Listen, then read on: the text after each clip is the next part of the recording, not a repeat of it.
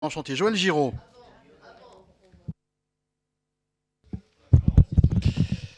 Oui, merci Monsieur le Président. Madame la Ministre, tout d'abord, permettez-moi moi aussi de me féliciter de ces 9 mois de débat au sein du Conseil national de transition écologique qui a été créé en août 2013. Je crois que c'est très important, effectivement, d'avoir eu à travailler avec des gens qui, de temps en temps, avaient des positions quelquefois antagonistes. De temps en temps, nous avions des débats douloureux et polémiques, mais je crois que la participation des acteurs socioprofessionnels et des corps intermédiaires peut permettre d'aboutir à un projet de loi qui soit efficace et surtout pragmatique. Alors, comme tous nos collègues, nous sommes au groupe 2RDP clairement d'accord avec les grandes lignes du projet de loi sur le nucléaire et la décarbonation de l'énergie. Mais comme avec les objectifs principaux qui sont la mise en place des mesures concrètes pour faire face au changement climatique et à la réduction de la facture énergétique, il y a des objectifs chiffrés qui sont ambitieux. Je ne vais pas les rappeler ici, ça serait un petit peu long et le président me le reprocherait forcément. Mais si tous ces grands objectifs sont volontaristes et nécessaires, nous sommes quand même nombreux à avoir un peu d'expérience de ce type de chiffres inscrits dans les projets de loi. Et le moins qu'on puisse dire, c'est que nous sommes devenus méfiants avec les horizons de long terme, de moyen terme et même quelquefois de court terme. Alors c'est le sens de ma première question. Comment allons-nous surveiller concrètement les évolutions? Comment pourrons-nous ajuster les mesures pour se rapprocher des trajectoires qui sont prévues? Il y a probablement un travail à effectuer pour améliorer le texte sur ce point. Pour ne donner qu'un seul exemple, nous devons travailler sur la collecte des données.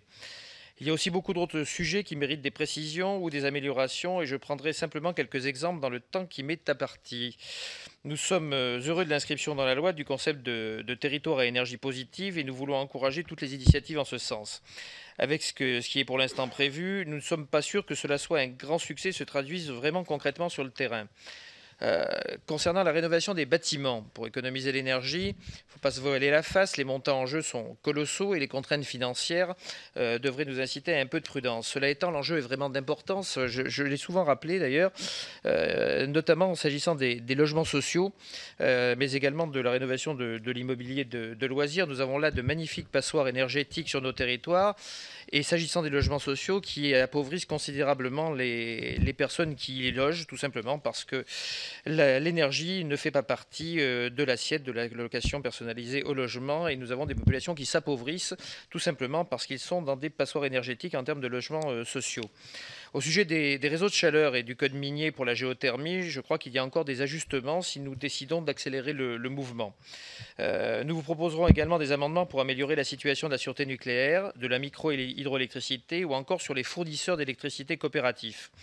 Également, en tant que partisans d'une réelle décentralisation, nous souhaitons que le texte connaisse des améliorations pour accompagner le mouvement de réforme territoriale, du moins tel que nous le concevons. Enfin, il y a de nombreux sujets qui sont soit absents, soit quasi absents ou peu évoqués, qui auraient probablement mérité d'être traités plus en profondeur. Je pense à l'aménagement urbain, je pense au transport ou encore à l'agriculture, mais je pense qu'il est probable que nos débats seront l'occasion de les approfondir. Permettez-moi aussi de dire un mot sur la sobriété énergétique, qui me semble un enjeu important. Je crois qu'il y a un certain nombre de collectivités dans ce pays qui tentent des expériences intéressantes. Nous avons des collectivités qui, pour ce faire, mettent en place des opérateurs qui permettent tout simplement de réduire la facture énergétique des collectivités, voire même d'éteindre la lumière la nuit. Ces collectivités, d'ailleurs, sont de bords politiques tout à fait différents et tout le panel de politiques français y est représenté. Et je crois qu'il serait bon que nous puissions inciter un petit peu ces collectivités à plus de sobriété énergétique au moyen d'un levier sur la dotation globale de fonctionnement. Après tout, on est bien arrivé à faire en sorte qu'il y ait une part de la DGF qui soit fonction des aménités positives apportées à la nation dans les parcs nationaux en France. C'est quelque chose qui a été mis en place, je crois, avec un grand bénéfice lors de la loi de 2006. Je pense que nous pouvons faire de même sur les aménités positives qui sont amenées par des collectivités territoriales sur des sujets comme cela. Pour conclure, Madame la Ministre, et en restant dans le temps qui nous est imparti, nous avons de bonnes raisons d'être satisfaits sur beaucoup de points de ce projet de loi et vous pourrez compter sur nous et notre participation pour faire évoluer dans le bon sens ce projet de loi. Merci. Merci, Monsieur Giraud. Donc, on va en terminer avec la présentation des groupes. Patrice Carvalho, pour le groupe GDR, va prendre la parole. Ensuite, les rapporteurs, qui auront l'occasion de beaucoup parler dans le cadre de ce débat, vont en 2 minutes nous dire quelle est la posture de départ qui est la leur pour examiner ce texte. Et ensuite, l'ensemble des collègues pourront poser des questions d'1 minute. Je le redis, pour que chacun prépare bien avec concision l'expression limpide qu'il aura face à la ministre.